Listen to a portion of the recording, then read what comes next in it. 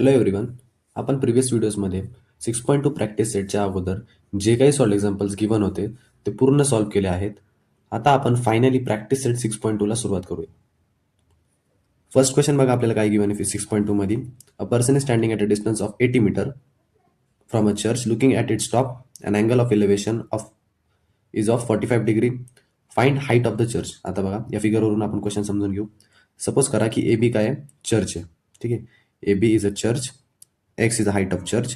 आणि त्याच्यानंतर आपला ऑब्झर्वर उभा आहे पॉईंट सी वरती. तो सी पॉईंटवरून चर्चच्या टॉपला ऑब्झर्व करतोय. ठीक आहे, आणि त्यावेळेस तो अँगल ऑफ एलिव्हेशन कितीचा क्रिएट करतोय, 45 डिग्रीचा. आणि चर्चमध्ये आणि ऑब्झर्वरमध्ये जो डिस्टन्स आहे तो गिवन आहे 80 मीटर. ठीक आहे, आता हे सगळं गिवन आपण इथे लिहून घेतलं. A B is equal to X is equal to height of church. B C काय, distance between person and church, तो 80 मीटर गिवन आहे. आणि अँगल ऑफ एलिव्हेशन किती आहे, 45 डिग्री. ठीक आहे, तर बघा परपेंडिक्युलर माहिती आहे, परपेंडिक्युलर फाइंड करायचा, बेस माहिती आहे, तर टॅन थिटा वापरणार. ठीक आहे, tan theta is equal to perpendicular upon base. ठीक आहे, थिटाची व्हॅल्यू किती आपल्याकडं, 45 डिग्री. तिथं पुट करा इक्वल टू परपेंडिक्युलर काय होता आपला, ए बी, बेस काय बी सी. टॅन 45ची व्हॅल्यू असते 1 इक्वल टू, आता इकडे बघा ए बीची व्हॅल्यू एक्स आहे, म्हणजे आपण एक्स सपोज केले. बी सीची व्हॅल्यू आपल्याकडे 80 आहे. एक्स फाइंड करायचं आहे, 80 इकडे डिवाइड आहे, तिकडे जाऊन मल्टिप्लाय, तर एक्स इक्वल टू 80 इंटू 1. ठीक आहे, आता 80 into 1 is equal to 80. Therefore height of the church is 80 meters. Okay, height question समजून घेऊ आधी. हे बघा, एक लाईट हाऊस आहे. सपोज करा ए बी हा एक लाईट हाऊस आहे. तशी लेंथ आपल्याला गिवन आहे किंवा त्याची हाईट गिवन आपल्याला 90 मीटर. त्याच्यानंतर इथं ऑब्झर्वर आहे ए पॉईंटवरती. तो इथून आहे ना शिपला ऑब्झर्व करतोय. सेम आपला जो सॉल्ट एक्झाम्पलचा प्रॉब्लेम होता ना, की एक बिल्डिंगवरती आपला ऑब्झर्वर आहे आणि तो स्कूटरला ऑब्झर्व करतोय सेम, आणि त्याचा अँगल ऑफ डिप्रेशन इथं 60 डिग्री होता. तर ही लाईन याला पॅरलल, ही लाईन याला पॅरलल असल्यामुळं आणि हा एक ट्रान्सव्हर्सल असल्यामुळं आपण काय लिहू शकतो की हा जो अँगल आहे आणि हा जो अँगल आहे तो सेम असतो. प्रॉपर्टी कोणती, अल्टरनेट अँगल. आपण त्या क्वेश्चनमध्ये पाहिलं होतं. सेम हा क्वेश्चन आहे, काहीच फरक नाही, फक्त व्हॅल्यू चेंज आहे. इथं अँगल दिलेला आहे, इथं पण अँगल दिलेला आहे. हे दोघं काय असणार, सेम असणार. सेकंड क्वेश्चनमध्ये काय घेऊन आहे आपल्याला, ए बी एक लाईट हाऊस आहे असं सपोज करा. त्याची हाईट दिलेली 90 मीटर. त्याच्यानंतर ए वरती आपला ऑब्झर्वर आहे लाईट हाऊसच्या टॉपवरती. तो ऑब्झर्व करतोय शिपला, जी की पॉईंट सी वरती आहे. ठीक आहे, आणि तो ऑब्झर्व करत असताना त्याचा अँगल ऑफ डिप्रेशन होतो 60 डिग्री. जर तुम्हाला आठवत असेल तर आपण सेम प्रॉब्लेम सॉल्व्ह केलाय ज्यावेळेस आपण सॉल्ट एक्झाम्पल सॉल्व्ह केले होते. ओके, त्या क्वेश्चनमध्ये काय होतं, इथं बिल्डिंग होती, इथं 40 मीटर होतं आणि अँगल ऑफ डिप्रेशन होता. ठीक आहे, आणि मग आपण काय केलं होतं, हा अँगल जर 60 आहे तर हा पण 60 झाला. का, अल्टरनेट अँगल्सनी. ठीक आहे, आणि हा डिस्टन्स आपण आता एक्स कन्सिडर करू, हा आपल्याला फाइंड करायचा आहे. ठीक आहे, लाईट हाऊसची आपल्याला हाईट दिलेली आहे आणि अँगल ऑफ इलेव्हेशन पण, अँगल ऑफ डिप्रेशन दिलेला आहे, आणि आपल्याला डिस्टन्स फाइंड करायचं आहे की ती जी शिप आहे ती लाईट हाऊसपासून किती डिस्टन्सवरती. ठीक आहे, तर चला फाइंड करू. आता फक्त या ट्रायंगलकडे बघा, ए बी सी. जर याला आपण ऑब्झर्व केलं तर आपल्याला हे कळतं की आपल्याला परपेंडिक्युलर गिवन आहे आणि बेस फाइंड करायचं आहे. तर यावेळेस आपण टॅन थिटा वापरतो. ठीक आहे, चला तर मग क्वेश्चन सॉल्व्ह करायला सुरुवात करू. तर पहा, in triangle A B C, A B सीमध्ये जर मी टॅन थिटा वापरला, tan theta is equals to perpendicular upon base असतो. ओके, आता टॅन थिटाची व्हॅल्यू किती आपल्याकडं, 60 डिग्री. तो पुट करा इक्वल टू परपेंडिक्युलर म्हणजे काय आपला ए बी, त्याच्यानंतर बेस काय आपल्याकडं बी सी. ठीक आहे, आता टॅन 60 डिग्रीची व्हॅल्यू किती असते आपल्याकडं, √3 इक्वल टू ए बीची व्हॅल्यू किती आहे 90 अपॉन बी सीची व्हॅल्यू किती आहे माहीत नाही, आपण त्याला एक्स सपोज करू. ओके, नेक्स्ट आता एक्स इकडे पाठवा, √3 इकडे घ्या. X equals to 90 upon √3. Okay, आपल्याला माहिती आहे जर रूटमध्ये आला एखादा नंबर खाली तर आपण काय करतो, त्याला रेशनलाइज करतो. रेशनलाइज करणं म्हणजेच काय, हा जो नंबर आहे याला न्यूमरेटरला पण मल्टिप्लाय करा आणि डिनॉमिनेटरला पण मल्टिप्लाय करा. ठीक आहे, ही जी काही टर्म आहे खाली तिला न्यूमरेटर आणि डिनॉमिनेटर दोघांना मल्टिप्लाय करा, तो रेशनलाइज होऊन जातो. X equals to 90 into √3, 90 √3. Okay, √3 into √3 काय होणार, √3 म्हणजेच 3 × 3 याला मी असं लिहू शकतो का? ठीक आहे, असंच करू आपण डायरेक्ट. 9 = √9 म्हणजे 3चा स्क्वेअर किती आलं? 3. ठीक आहे. इथं तुम्ही असं पण सपोज करू शकत होता, हा काय 3चा स्क्वेअर, मग स्क्वेअर आणि रूट कॅन्सल. हे बघा इथं 3 × 3 म्हणजे 3चा स्क्वेअर पण लिहू शकतो, हा स्क्वेअर आणि हा रूट कॅन्सल. ठीक, असं पण असं. ओके, इथं आला 3. आता 3 × 1 = 3, 3 × 3 = 9, 0 ॲज इट इज. ठीक आहे. आता आन्सर काय आला आपल्याकडं? x = 30√3. जर √3ची व्हॅल्यू क्वेश्चनमध्ये गिवन असेल तर आपण पुट करतो. या क्वेश्चनमध्ये आपल्याला √3ची व्हॅल्यू गिवन आहे, आपण पुट करू क्वेश्चनमध्ये = 30 × 1.73. ओके, आतापर्यंत लर्न झाली पाहिजे तुमची √3ची व्हॅल्यू. भरपूर क्वेश्चन्समध्ये आपण वापरली. x = या दोघांचं मल्टिप्लिकेशन केल्यावर आन्सर काय येतं? 51.9. ओके, आणि आपल्याला कशामध्ये घेऊन होते सगळे लेन्स? मीटरमध्ये. तिथे मीटर लिहू आपण. याला बॉक्स करून घेऊ आणि लास्ट लाईन लिहू आता. Therefore the ship is 51.9 meter away from lighthouse. Okay, third question काय घेऊन आहे बघा आपल्याला. डायग्रामनी समजून घेऊ. 2 बिल्डिंग आहे. बिल्डिंग 1 AB ने डिनोट केली आहे मी, बिल्डिंग 2 EC ने डिनोट केली आपण. ठीक आहे. आता बिल्डिंग 1ची हाईट तुम्हाला 10 मीटर गिवन आहे. ऑब्झर्वर आहे आपला ए वरती. ठीक आहे. ए पॉईंटवरून तो दुसऱ्या बिल्डिंगच्या टॉपला ऑब्झर्व करतोय. ठीक आहे. मग ही एक इमॅजिनरी हॉरिझॉन्टल लाईन घेऊ आपण. ठीक आहे. आणि त्याचा अँगल ऑफ इलेव्हेशन किती आहे? 60 डिग्री. ठीक आहे. आता आणि इथं मध्ये रोड आहे, 2 बिल्डिंगच्या मध्ये काय रोड आहे जो की 12 मीटरचा आहे. तर विड्थ ऑफ रोड पण गिवन आहे आपल्याला. आता एक रेक्टँगल तयार होताना दिसतोय तुम्हाला. हे 10 असेल तर हे पण 10 आहे, हे 12 असेल तर हे पण 12 आहे. ठीक आहे. म्हणजे जर मला बिल्डिंगची हाईट फाइंड करायची आहे तर आपल्याला काय करावं लागेल? EC फाइंड करावं लागेल. ओके, EC फाइंड करावं लागेल. EC म्हणजे काय? ED + DC. म्हणजे आपल्याला DC तर माहिती आहे, फक्त ED फाइंड करायचं आहे. ठीक आहे. तर बघा या ट्रायंगलमध्ये जर आपण tan θ वापरला, बेस माहिती आहे, परपेंडिक्युलर भेटन, अँगल ऑफ इलेव्हेशन गिवन आहे. ठीक आहे. चला, in right angle triangle ADE tan θ = perpendicular upon base. ठीक आहे. आता याच्यामध्ये परपेंडिक्युलर काय गिवन आधी आपण थीटाची व्हॅल्यू टाकू. थीटा किती आहे? 60 डिग्री. = परपेंडिक्युलर म्हणजे काय? ED आणि बेस म्हणजे काय? AD. ठीक आहे. tan 60 डिग्री असतो √3 = EDची व्हॅल्यू आपल्याला गिवन नाही आहे, ती आपल्याला फाइंड करायची आहे. आणि ADची व्हॅल्यू किती आहे? 12. हा 12 इकडे डिवाइड आहे, तिकडे जाऊन मल्टिप्लाय. तर काय येणार आपल्याकडं? ED = 12√3. डन. EDची व्हॅल्यू आली आपल्याकडे. आता जर आपल्याला ED माहिती आहे तर आता आपण नेक्स्ट स्टेप काय करणार? पूर्ण बिल्डिंगची हाईट पाहिजे ना. पूर्ण बिल्डिंगची हाईट काय आपल्याकडे? पूर्ण बिल्डिंग किती आहे? EC. ठीक आहे. EC म्हणजे काय? ED + DC. ठीक आहे. हे बघा, पूर्ण बिल्डिंग किती आहे? EC आहे. पूर्ण बिल्डिंगची जी काही लेंथ आहे ती EC आहे. EC कशापासून बनलेलं आहे? ED + DC. ठीक आहे. आता देअरफॉर ECची लेंथ आपल्याला फाइंड करायची आहे. ED आता आपल्याला भेटलं. ED किती आहे? 12√3 प्लस DC किती आहे? 10 मीटर. ठीक आहे. आता तुम्ही याला जे काही तुम्हाला लेंथ होती ती मीटरमध्ये गिवन आहे, तर मीटरमध्ये लिहा. देअरफॉर EC = आधी नंबर लिहून घ्या आणि मग इरॅशनल नंबर त्याच्यानंतर लिहा. ठीक, मीटर्स. हे सॉल्व्ह का नाही झालं? कारण की हा इथं √3 आहे आणि √3ची व्हॅल्यू तर आपल्याला माहिती आहे. मग आपण का नाही पुट केली? कारण की क्वेश्चनमध्ये गिवन नाही आहे. ठीक आहे. क्वेश्चनमध्ये जर गिवन असेल तरच पुट करा, नाहीतर पुट करायची काहीच गरज नाही. ठीक आहे. हे तुम्हाला फायनल आन्सर भेटलं. तुम्ही लास्ट लाईन काय लिहू शकता? Therefore the height of other building is 10 + 12√3 in meters. ठीक आहे. Done. Next question. Fourth question काय घेऊन आहे बघा आपल्याला. डायग्रामनी समजायचा प्रयत्न करू. 2 पोल आहेत. AB एक पोल आहे, DC एक पोल आहे. ठीक आहे.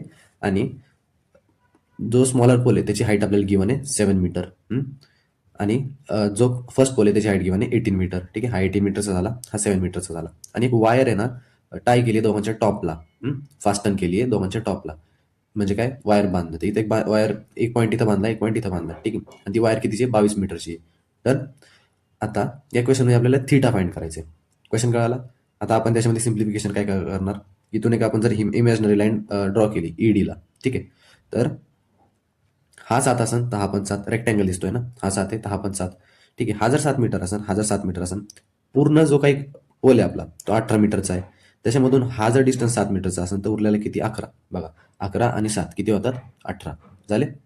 11 आणि 7 18. डन. तर आपल्याला फक्त या ट्रायंगलला सॉल्व्ह करायचं आहे. इथं आपल्याला हायपोटेनस माहिती आहे आणि परपेंडिक्युलर माहिती आहे. हायपोटेनस आणि परपेंडिक्युलरचं रिलेशन काय असतो, साइन थिटा. बरोबर. तर बघा, in right angle triangle AED, sin theta is equals to perpendicular upon hypotenuse. Sin theta is equals to AE upon AD. AD hypotenuse आहे आपला. ओके, तर साइन थिटा इक्वल टू ए ची value किती आहे आपल्याकडं, ए ची व्हॅल्यू किंवा 18 मीटर्स, सॉरी 11 आहे, आपण फाइंड केली आता किती आहे, 11 आहे. आणि याची हाईट किती आहे, एडीची हाईट आहे 22. ठीक आहे, एडीची हाईट किती आहे, 22. तर पहा, 11 वन जा 11, 11 टू जा 22. ठीक आहे, तर sine theta is equal to 1/2. Sine theta is equal to 1/2 आले आपल्याकडे. आता मी टेबलमध्ये बघितलं ना, तर हाफ व्हॅल्यू आहे साइन 30 डिग्रीची. ठीक आहे, साइन 30 डिग्रीची व्हॅल्यू किती असते, 1/2. ठीक आहे, साइन साइन कट, आन्सर काय आला, theta is equal to 30 degree. असं कट होत नाही, पण हे सॉल्व्ह केलं ना तुम्ही, शिफ्टिंग वगैरे केलं, इनवर्स वगैरे केलं, तर answer theta is equal to 30 येतं. पण तुम्ही असं लक्षात ठेवू शकता, ही स्टेप लिहिली ना direct, theta is equal to 30 degree. Done. तर थिटाची व्हॅल्यू आपल्याकडे आली. Therefore the angle made by wire with horizontal is 30 degree. Done. Next question कडे वळू आता. फिफ्थ क्वेश्चन काय गिवन आहे बघा आपल्याला. सेम आपण जसं सॉल्ड एक्झाम्पल सॉल्व्ह केला ना तसंच आहे, काहीच वेगळं नाही, इझी क्वेश्चन आहे. बघा, ए बी एक ट्री होता, स्ट्रोम म्हणजे वादळ आलं, आणि त्याच्यामुळे काय झालं, जो काही ट्री होता तो सी पॉईंटवर ब्रेक झाला आणि ग्राउंडवरती असा पडला. ठीक आहे, ज्यावेळेस तो ग्राउंडवर पडला त्यावेळेस त्यांनी अँगल ऑफ एलिव्हेशन किती बनवलं ग्राउंड सोबत, 60 डिग्रीचं. आणि ट्रीचा टॉप, जो काही ट्रीचा टॉप आता रेस्टेड आहे ग्राउंडवरती, त्याचा डिस्टन्स आणि ओरिजिनल ट्रीचा डिस्टन्स. ठीक आहे, या दोघांचा डिस्टन्स किती आहे, 20 मीटर आहे. ठीक आहे, आता आपल्याला बघा, सेम आपण त्या क्वेश्चनमध्ये जसं केलं होतं, टॅन थिटा वापरून एक्स फाइंड केला होता, मग साइन थिटा वापरून, सॉरी कॉस थिटा वापरून आपण वाय फाइंड केला होता, आणि दोघांची ॲडिशन केली होती. सेम तसं करू आपण आता. बघा, tan theta is equals to perpendicular आपण हायपोटेनस असतो.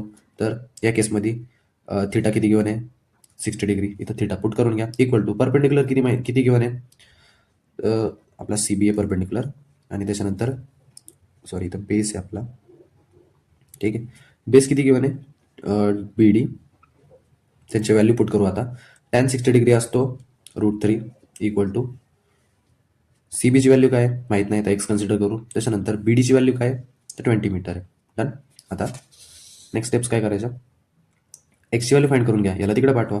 एक्स इक्वल टू काय येणार, 20, इकडे डिवाइडला होता, तिकडे जाऊन मल्टिप्लाय, √3 सोबत मल्टिप्लायमध्ये झालं. ठीक आहे, डन. आता हे झाले तुमची एक्सची व्हॅल्यू. आता वायची व्हॅल्यू फाइंड करायची. तर आपण काय करू शकतो, इथं जी काय आपली फिगर आहे त्या फिगरमध्ये बघा, हायपोटेनस आहे, बेस माहिती आहे, हायपोटेनस शोधू शकतो, अँगल पण माहिती आहे. तर ज्यावेळेस बेस आणि हायपोटेनसमध्ये रिलेशन असतो त्यावेळेस आपण कॉस थिटा वापरतो. ठीक आहे, तर आता आपण cos theta is equals to base upon hypotenuse. Okay, तर थिटा किती आहे केसमध्ये, 60 डिग्री गिवन आहे या केसमध्ये थिटा. नेक्स्ट, बेसची व्हॅल्यू काय, 20. त्याच्यानंतर हायपोटेनस म्हणजे वाय कन्सिडर करू. ठीक आहे, बघा, बेसची व्हॅल्यू मी पुट केली 20 मीटर आणि हायपोटेनस आपला वाय. ठीक आहे, हायपोटेनस काय असतो, की जे काही 90 डिग्री अँगल असतो त्याच्या अपोजिट साईड. ठीक आहे, आता कॉस 60 डिग्रीची व्हॅल्यू असते 1/2 इक्वल टू इथं 20/y, हा वाय तिकडे मल्टिप्लायला पाठवा, हा 2 इकडे डिवाइडला तिकडे जाऊन मल्टिप्लाय, तर काय येणार आन्सर y इक्वल टू 20/2. ठीक आहे, म्हणजे y इज इक्वल्स टू 40. ठीक आहे, आणि मीटरमध्ये गिवन येतं मीटरमध्ये. डन. ओके, आता एक्स आणि वायच्या दोन्ही व्हॅल्यू आल्या. आता एक काम करा, तुम्हाला काय विचारलं होतं क्वेश्चनमध्ये, the height of the tree ही विचारली होती ना. तर हाईट, ओरिजिनल ट्रीची हाईट किती असणार, जो काही एक्स डिस्टन्स आहे, ठीक आहे, एक्स प्लस वाय. फिगरला नीट बघा, हे बघा ओरिजिनल ट्री कसा होता, हा x distance plus Y distance, हा होता आपला ओरिजिनल ट्री. तर आपण ओरिजिनल ट्रीची लेंथ लिहित असताना असे लिहू शकतो, height of original tree, therefore the height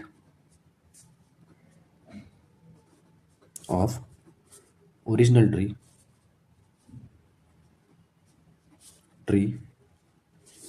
was 40 plus 20 root 3 meters. Done झाला क्वेश्चन, एवढाच होता. नेक्स्ट आता 6th क्वेश्चन काय गिवन आहे बघा आपल्याला, डायग्रामनी समजायचा प्रयत्न करू. ऑब्झर्वर आपला सी वरती आहे, सी पॉईंट वरती आहे. ठीक आहे, तो काय करतोय, तो आहे ना काईट फ्लाय करतोय. इथं ऑब्झर्वर आहे, हा ही काही जी काही ही थ्रेड आहे, ठीक आहे, आपण ज्याला मांजा म्हणतो ना, हा मांजा आहे, आणि इथं पतंग आहे. ठीक आहे, आपण असे अज्युम करायचंय की तो जो काही मांजा आहे तो एकदम स्ट्रेट लाईन मध्ये आहे, असं अज्युम करायचं. असं होत नाही, पण असं आपल्याला अज्युम करायचंय. आणि ए पॉईंटवरती आपला काईट म्हणजे आपला ऑब्जेक्ट फ्लाय करतो. ठीक आहे, त्या ऑब्जेक्टचा ग्राउंड पासून डिस्टन्स किती आहे, परपेंडिक्युलर डिस्टन्स, तर तो आहे 60 मीटर. करायचं की लेंथ किती आहे, म्हणजे जो काही तुमचा मांजा यूज झालाय, जी काही तुमची थ्रेड स्ट्रिंग यूज झाली आहे, त्या स्ट्रिंगची लेंथ किती आहे हे फाइंड. हे हायपोटेनस आणि परपेंडिक्युलर मधलं रिलेशन म्हणजे साइन थिटा वापरायचं आहे. ठीक आहे, आपण ऑलरेडी वापरलेलं आहे. बघा, angle A C B equal to 60 degree आहे. आता in triangle A B C याच्यामध्ये आपण साइन थिटा वापरू. साइन थिटा इक्वल टू काय असतो, परपेंडिक्युलर अपॉन हायपोटेनस. तर थिटाची व्हॅल्यू किती आहे, 60 डिग्री इक्वल टू परपेंडिक्युलर किती गिवन आहे, 60 आहे. पण आपण आता स्टेप वाईज जाऊ, आधी ए बी लिहू, त्याच्यानंतर हायपोटेनस किती आहे, ए सी, त्याच्यानंतर साइन 60 डिग्री इक्वल टू ए बीची व्हॅल्यू किती गिवन आहे, 60. ए सीची व्हॅल्यू माहीत नाही, तर आपण एक्स कन्सिडर करू आणि एक्सला फाइंड करू. ठीक आहे, नेक्स्ट स्टेपमध्ये काय करणार, साइन 60 डिग्रीची व्हॅल्यू टाकणार. साइन 60 डिग्रीची व्हॅल्यू असते √3/2 इक्वल टू 60 अपॉन एक्स. एक्सला तिकडे शिफ्ट करा, 2ला तिकडे शिफ्ट करा, √3ला खाली घ्या. ठीक आहे, एक्स इकडे गेला, 60 ॲज इट इज आहे इथं, हा 2 वरती जाऊन मल्टिप्लाय होणार, आणि हा √3 इथं वरती मल्टिप्लायला खाली येऊन डिवाइड करणार. ठीक आहे, डन.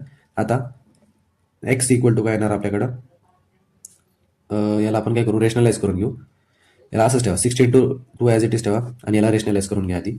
रेशनलाइज म्हणजे मागच्याच क्वेश्चनमध्ये झालं आपलं, √3नी वरती, आणि म्हणजे जी काही टर्म इथं डिनॉमिनेटरला असती स्क्वेअर रूटमध्ये, त्याच्यानेच न्यूमरेटर आणि डिनॉमिनेटरला मल्टिप्लाय करायचं आणि बघायचं आन्सर काय येते. तर बघा, X equals to 60 into 2 into √3 as it is, खाली √3 इंटू √3 काय येणार, 3. ठीक आहे, कसं येतं, प्रिव्हियस क्वेश्चन्समध्ये झालेलं आहे. 3 1 3, 3 2 6, 0 ॲज इट इज. आता सॉल्व्ह करून घ्या. 2 2 4, 0 ॲज इट इज आवाला. ठीक आहे, इंटू √3 झाला क्वेश्चन सॉल्व्ह. मीटर्समध्ये घेऊन येतं, मीटर्समध्ये लिहा. तर लास्ट लाईन काय लिहिणार तुम्ही, देअरफॉर द हाईट नाही, आपण लेंथ फाइंड करतो, देअरफॉर लेंथ ऑफ स्ट्रिंग